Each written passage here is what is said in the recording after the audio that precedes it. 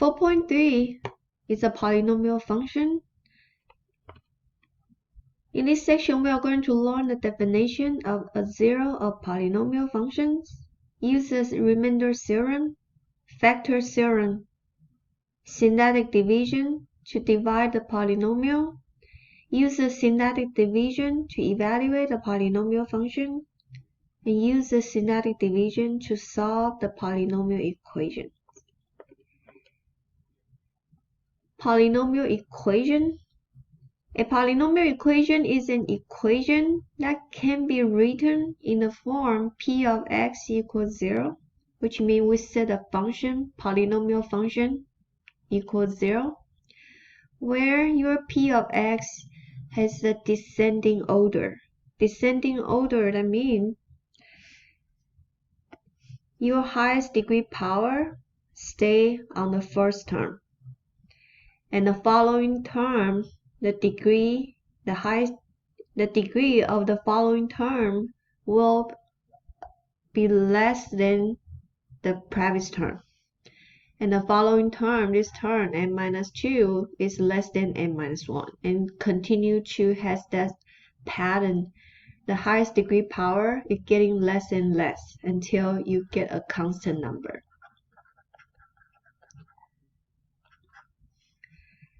N is a natural number.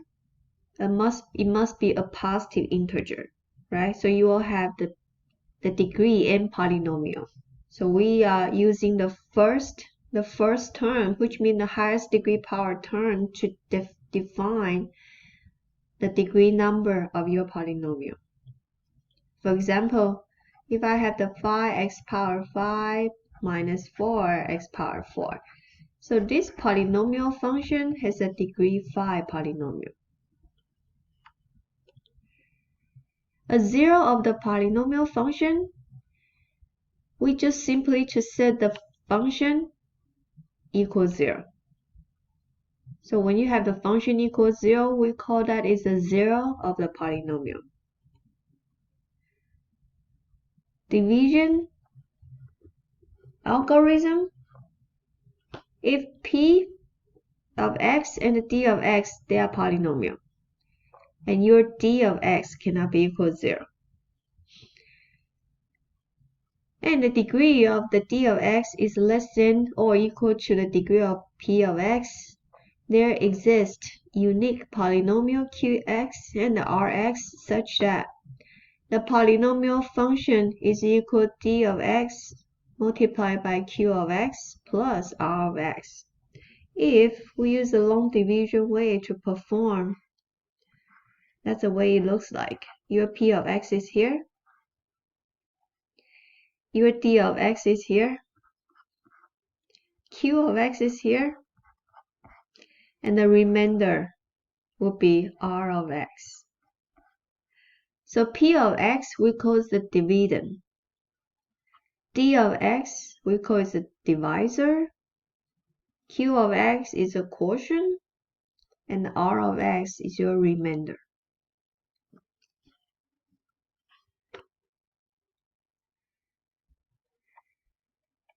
Now we do the example. Function p of x, we have a polynomial degree 3 polynomial. Now we need to find a p of 1. That means the x value, we are going to input the x equal 1 into the polynomial function. So you just simply to set a p of 1, this is equivalent. You have x, you just replace with a 1. Minus 5 multiplied 1 squared plus 3 multiplied by 1 and minus 10. Once you do the calculation, it will give us is a negative 9.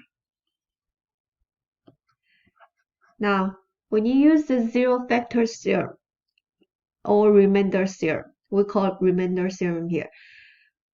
When I have the 1 substitute into it, whatever output here, this number is your remainder. In other words, if I use a long division to compute, to divide it by x minus 1, I will get a remainder with negative 9. So using the remainder theorem, we can do the test.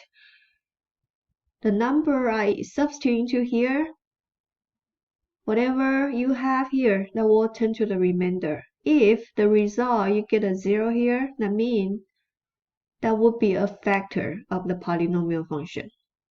And you don't have the leftover, you don't have the remainder.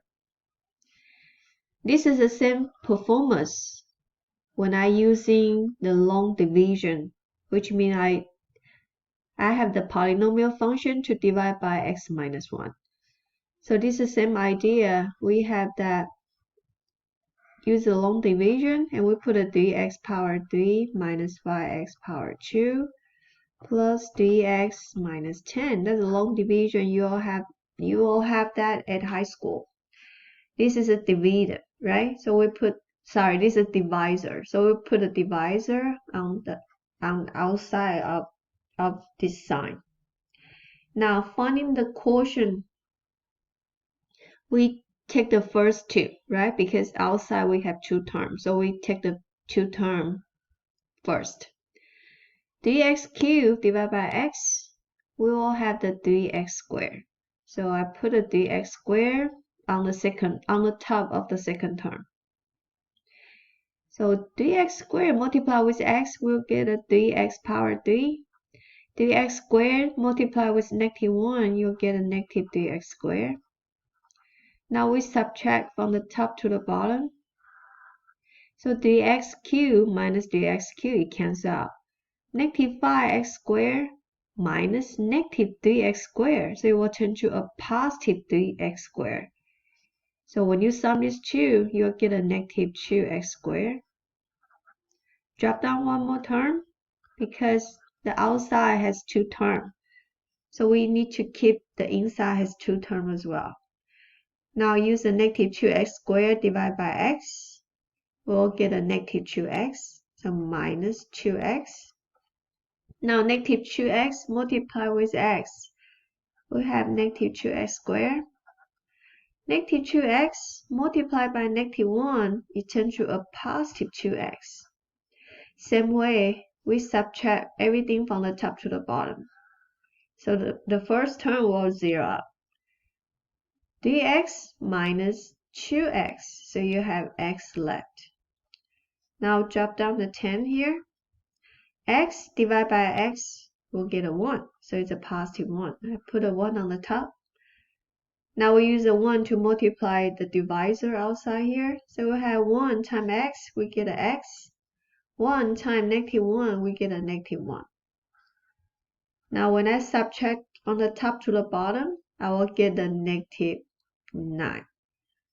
So as here you can see, this remainder has the same number when we use the remainder theorem. This is a long division way to finding the remainder. This is a remainder theorem we use to finding the remainder. This one is super fast and super easy to get a remainder. Long division is a long process, but depends on what the information we have from the question, and we can approach with a different way to finding the remainder. So that means x minus 1 is not a factor of the polynomial function because it has a remainder. So on this slide show you the long division way to getting the remainder by the end.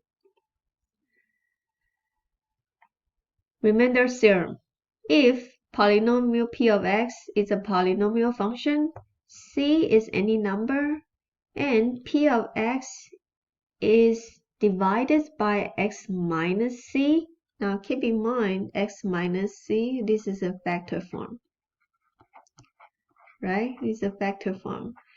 If I set the factor form equals 0, and from here we can solve for x equals c. So that means the remainder is p of c. When x minus c is a factor form of the polynomial. So when I substitute the c back to the polynomial function, I will get a 0. If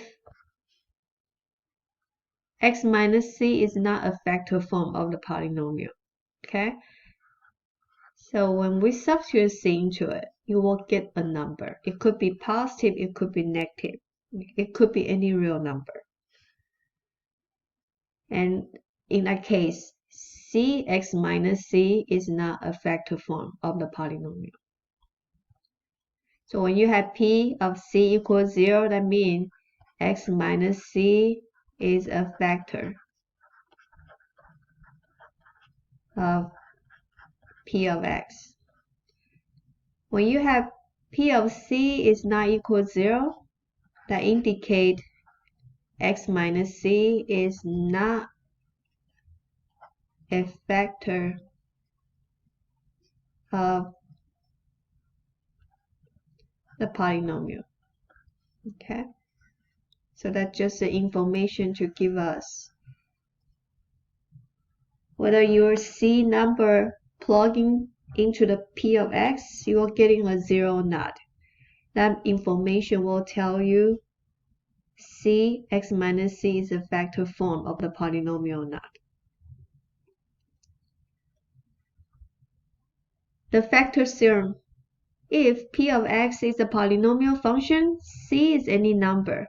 If p of c is equal to 0, then x minus c is a factor of polynomial p of x.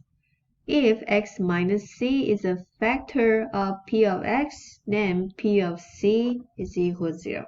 This is just use another way to approach the definition. But the thing you need to know is when you have c is a factor or x minus c is a factor of p of x, then p of c equals 0. I think this is a better way to interpret the factor theorem. So we look at another one. If c is a 0 of the polynomial p of x, then x minus c is a factor of p of x. If x minus c is a factor of p of x, then c is a 0 of the polynomial function. That means when you substitute the c back to the p of x, you will get a 0. Now we look at this one. Determine whether x plus 2 is a factor of p of x. X plus 2, we want to define whether it's a factor or not. So this is a factor form. When you have the factor form, we set a factor form equals 0, right? We have the factor form that we treat. Let me remove the parenthesis here. Okay, it looks not very friendly. So we set a factor form equals 0. Then from here, we let the x equal negative 2. So now we substitute the negative 2 into the p of x function. So negative 2 to the power 4 minus 7 times negative 2 to the square minus 6 times negative 2. Now, negative 2 to the power 4 will get a 16. Here we'll get a 4. Multiply with negative 7, you get a negative 28. Then plus 12. It turns out we get a 0 as a result. So that indicates, yes, x plus 2 is a factor of the polynomial.